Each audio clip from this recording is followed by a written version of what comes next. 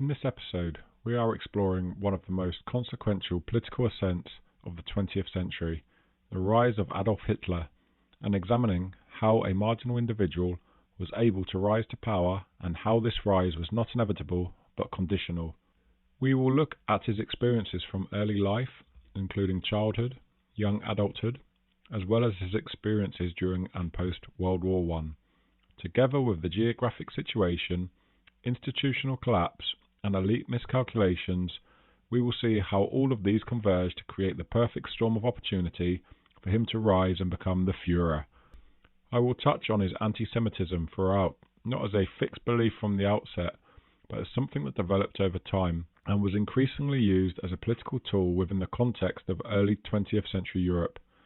The episode concludes in 1939 at the point where Hitler leads Germany into war. The Second World War itself will be examined in other episodes. To understand Hitler's rise, we need to start with the world he emerged from. Germany in the early 20th century was a society under immense strain, rapid industrialization, deep social divides, and a political system struggling to adapt. Hitler's own experiences in this period matter not because they predetermined his future, but because they shaped how he interprets events. Adolf Hitler was born on the 20th of April 1889 in Braunau am Inn, a small border town in Austria-Hungary. He was the fourth of 6 children, though 4 of his siblings died in infancy or childhood. He also had 2 half-siblings from his father's early relationships. He spent the first 14 years of his life in Austria, with only a brief spell in Germany as a toddler. At school, his performance was inconsistent and marked more by discipline problems than lack of ability. Accounts suggest he had few close friends and often insisted on being in charge. His father, Adolf Hitler, worked in customs and was an authoritarian figure who enforced obedience through physical punishment. Their relationship was defined by conflict, particularly over education and career plans. Alois wanted his son to enter the civil service, whilst Adolf preferred classical schooling and aspired to a career in art. This tension persisted until Alois's death in 1903. His mother Clara acted as an emotional stabilizer in the household, and after Alois's death in 1903 she became the primary moderating influence. This is an important period in time in Adolf's life, as following the death of his father, his mother allows Hitler to leave the school system, resulting in him not completing secondary education and therefore lacks formal qualifications. Her own death in 1907 removed the last source of emotional restraint in his life. The period between his father's and mother's death can be characterized as a period of aimlessness and increasing self-identification as misunderstood rather than underperforming. The death of his parents did impact and change the course of Adolf Hitler's life. However, it's worth noting that the death of his younger brother Edmund, who died of measles in 1900, also had a profound psychological impact. Family accounts describe a marked personality shift, from confident to withdrawn and resentful. His sister Paula characterized Adolf by dominance and intimidation. She recalled that Adolf was a teenage bully who would often slap her. By 19, Hitler had lost both parents and several siblings. He had problems at school and managing his emotions. These experiences, however, are not all that uncommon and do not determine what followed, but they do highlight the early emergence of traits that later defined him: resistance to authority, a drive for dominance, and a tendency to interpret setbacks through grievance. In terms of his eventual and extreme anti-Semitism, there is no strong evidence of pronounced anti-Semitism in Hitler's childhood. The family doctor was Jewish, and there is no recorded hostility at this stage. Therefore, anti-Semitism not a defining feature of his early worldview. This matters because it undermines any claim that anti-Semitism was innate or biologically rooted. It develops later and contextually. At 18, just before his mother's death, Hitler moved to Vienna in September 1907, the capital of the Austro-Hungarian Empire. After she died, he lived on a small orphan's pension shared with his sister and survived on the margins, staying in hostels, experiencing periods of homelessness, and selling painted postcards. He applied twice to the Academy of Fine Arts of Vienna and was rejected both times. The director suggested architecture, but this was impossible without the academic qualifications which he lacked. Vienna at this time was one of Europe's largest and most politically polarized cities, ethnically diverse, socially divided, and an empire whose legitimacy was already weakening. It was also a center of organized political anti-Semitism. Hostility towards Jews cut across mainstream parties, and the city's mayor himself, Karl Lueger, used anti-Semitic rhetoric as a tool of mass mobilization. Hitler spent much of his time observing public life, attending lectures, theatres, and parliamentary sessions, and consuming newspapers and pamphlets. In this environment, he absorbed German nationalist, pan-German, and anti-Semitic ideas, and developed a deep contempt for the Habsburg Empire, which he saw as weakened by its multi-ethnic character. There is debate over whether Vienna radicalized Hitler. It did not so in a single moment, but it was certainly a contributing factor, a process of gradual radicalization rather than a decisive turning point. Vienna provided a ready-made ecosystem of nationalist and anti-Semitic ideas that he absorbed, adapted, and later amplified. It also demonstrated to him that anti-Semitism could function effectively as a political tool. It simplified complex social anxieties into a visible target and turned resentment into identity. In 1913, Hitler moved to Munich, which he saw as a more culturally German environment that matched his emerging identity. For him, this sense of identity mattered more than formal nationality. When Austrian authorities attempted to conscript him, he avoided service, stayed in Germany, and at the outbreak of war volunteered for the Bavarian army. During the First World War, Hitler served as a dispatch runner on the Western Front with the 16th Bavarian Reserve Infantry Regiment. He held the rank of Gefreiter, which is one rank above a private, often translated as Lance Corporal. However, this is misleading. Gefreiter was not an NCO and carried no command responsibility. In practice, it was closer to a senior private. He had little authority, but was exposed to significant danger on the front line. He saw major action in battles including Ypres, the Somme, Arras, and Passchendaele, and was awarded the Iron Cross Second Class and later the Iron Cross First Class for bravery, the latter being rare for someone of his rank, and interestingly recommended by his Jewish superior, Lieutenant Hugo Gutmann. Hitler was wounded several times during the war, including at the Somme, and was temporarily blinded by mustard gas in 1918. It was during his recovery in hospital that he learned of Germany's defeat. He later described the war as the greatest of all experiences, but the shock and bitterness of its outcome became a defining influence on his post-war worldview. Point to note that during the war, anti-Semitism is subordinate to cohesion and survival. National belonging temporarily overrides ideological beliefs, and Hitler serves alongside Jewish soldiers and officers. There is no evidence of obsessive anti-Semitism in letters or conduct during the war. After the war, Hitler accepts Durchstoßlegende, stab-in-the-back myth, belief that Germany was betrayed from within rather than defeated militarily, which claimed that the German army, undefeated in the field, had been stabbed in the back on the home front by civilian leaders, Jews, Marxists, and those who signed the armistice that ended the fighting, later dubbed the November Criminals. It is not difficult to understand why such beliefs took hold. Many soldiers insisted they had not been defeated on the battlefield, and the Treaty of Versailles seemed to confirm their sense of betrayal. Germany was forced to surrender territory, demilitarize the Rhineland, accept economic sanctions, and pay heavy reparations. To many Germans, the treaty felt like an unjust humiliation, especially Article 231, which they interpreted as assigning Germany sole responsibility for the war. These conditions, economic hardship, political instability, and national resentment, were later exploited by Hitler for political gain. In the immediate aftermath of the war, Hitler remained in the army working in propaganda and political observation.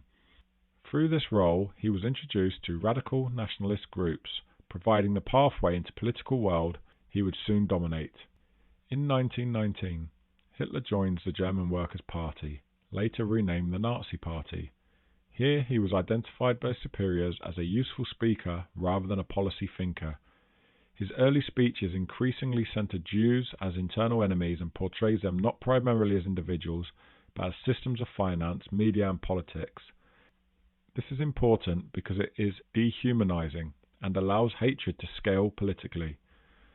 Political violence becomes routine, and the Republic's legitimacy erodes. Hyperinflation in 1923 destroys the middle class security and accelerates radicalization. Operating as an army-appointed political instructor and observer, Hitler uses his speaking ability, military backing, and organizational skills to take control of the German Workers' Party and build it into a mass movement. As Bavaria openly defies Berlin and the crisis of 1923 deepens, Hitler becomes convinced that the Weimar Republic is collapsing. Encouraged by sympathetic Bavarian elites, backed by the emerging parliamentary wing of the Nazi Party, or the Brown Shirts, and inspired by Mussolini's Squadrista, or the Black Shirts, who helped force the political crisis in Rome that brought Mussolini to power, Hitler attempts to seize control in the Beer Hall Putsch. The coup fails, exposing the limits of force but dramatically increasing his national visibility. In 1924, Hitler was sentenced to 5 years in prison for high treason, conspiracy to overthrow the state, and attempting to seize power by force. He was unquestionably guilty. However, the Bavarian judiciary was sympathetic to right-wing nationalists. He got a light sentence, of which he only served 9 months, and was allowed a constant stream of visitors, hold long political meetings, and enjoyed comfortable conditions, a private cell, good food, books, and writing materials. He was able to continue directing the Nazi movement from his cell. This was also the time where he dictated Mein Kampf, My Struggle, where anti-Semitism is formalized into doctrine. Jews were framed as a racial enemy, strategic adversary, and an existential threat. Ultimately, prison allowed him to turn defeat into a propaganda victory and a platform for future political success. In December 1924, Hitler was released and decided to pursue power through legal and electoral means. The failure of the Beer Hall Putsch convinced him that attempting to seize power by force was premature and that the Weimar Republic could instead be undermined from within. He rebuilt the Nazi Party around strict centralized leadership, disciplined propaganda, and a strategy of contesting elections at every level. Over the next few years, the party remained marginal, but the onset of the Great Depression in 1929 transformed the political landscape. Mass unemployment, economic collapse, and disillusionment with the mainstream parties created the conditions in which Hitler's message gained traction, allowing the Nazis to grow from a fringe movement into a national political force. Once in power, economic stabilization under Weimar Staat further strengthened Hitler's appeal. Public works programs, rearmament, and state-directed investment reduced unemployment and created the impression of national revival, helping to consolidate support across broad sections of German society. By 1932, the Nazis had become the largest party in the Reichstag, but they still lacked a governing majority. President Hindenburg personally disliked Hitler, yet he was 85, politically exhausted and surrounded by conservative elites, industrialists, landowners, senior civil servants and advisors who believed that they could harness Hitler's mass support while keeping him under control. Convinced he could stabilize governance and that his radicalism could be contained within a cabinet dominated by traditional conservatives, they pushed Hindenburg to bring Hitler into government. This allowed Hitler to speak differently to different audiences, intensifying anti-Semitic and racial messages at mass rallies while moderating his tone in negotiations with conservative elites. The strategy proved catastrophic. On the 30th of January 1933, Hindenburg appointed Hitler Chancellor through a constitutional process, heading a coalition government in which conservatives assumed they held real power. In reality, they had opened the door for Hitler to dismantle the Weimar Republic from within. Once in office, Hitler rapidly dismantled institutional limits under the cover of legal authority, eliminated opposition while framing it as a restoration of order, and ensured that state violence was monopolized, politicized, and normalized. Hindenburg's authority and signature gave these measures constitutional legitimacy, allowing Hitler to consolidate power quickly. In June 1934, Hitler carried out the Night of the Long Knives, a purge that eliminated internal rivals and reassured conservative elites. The army approved of the crackdown, seeing it as restoration of order, which further strengthened Hitler's position ahead of Hindenburg's death. Hindenburg remained the last figure with the symbolic authority to restrain Hitler, but his age and declining health left him increasingly irrelevant. When he died later in 1934, Hitler immediately abolished the presidency, merged its powers with the chancellorship, and compelled the army to swear a personal oath of allegiance to him. With the final obstacle removed, Hitler completed the transformation from Chancellor to Führer.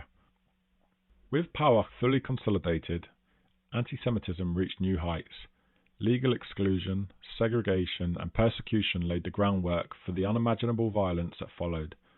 But Hitler's ambitions extended far beyond Germany's borders. His foreign policy was anchored in a racial worldview centered on Lebensraum, the belief that Germany required territorial expansion in East Europe at the expense of inferior Slavic populations. He saw Bolshevism as a Jewish conspiracy and viewed the destruction of Versailles and the conquest of land in the East as essential to Germany's future. Crucially, the international environment of the 1930s made these ambitions appear not only achievable but low risk. The League of Nations, created to prevent aggression, proved powerless, and each crisis convinced Hitler that the democracies lacked both the will and the capacity to resist him. Japan provided the first warning. In 1931, it invaded Manchuria, established a puppet state, and simply walked out of the League of Nations when criticized. The United States focused on its own Pacific interests and domestic concerns, barely reacted. Nothing happened. The message was clear. Major powers could defy the international system without consequence. Italy delivered the second blow. In 1935, Mussolini invaded Ethiopia with overwhelming force, even using chemical weapons. The League sanctions were weak and quickly abandoned, and Britain and France, fearful of driving Italy toward Germany, chose accommodation over confrontation. Again, aggression paid. The Spanish Civil War reinforced the pattern. While Britain and France clung to a policy of non-intervention, Hitler and Mussolini openly supported Franco. Spain became a live-fire testing ground for Germany's new equipment, tactics, and the Luftwaffe. The democracies watched but did nothing. Hitler drew the obvious conclusion: the West would not act. He announced the creation of the Luftwaffe and expanded the army to 3 times the Versailles limit. Britain and France protested verbally but took no action. When he remilitarized the Rhineland in 1936, ordering his troops to retreat if challenged, France refused to act without Britain, but Britain saw it as Germany walking into its own backyard. Hitler's gamble succeeded. From there, the pace accelerated. In 1938, he achieved the Anschluss with Austria, a bloodless annexation. Britain and France accepted it as inevitable.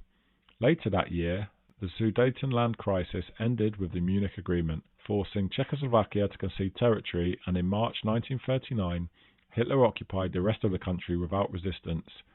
Each step confirmed his belief that the democracies were weak, divided, and unwilling to fight. The United States, meanwhile, remained focused on domestic recovery and isolationist sentiment.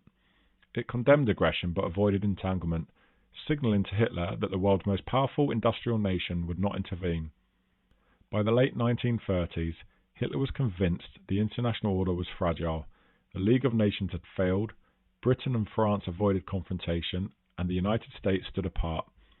Every unpunished act of aggression reinforced his belief that boldness would be rewarded, encouraging even more radical territorial ambitions and setting Europe on the path to war.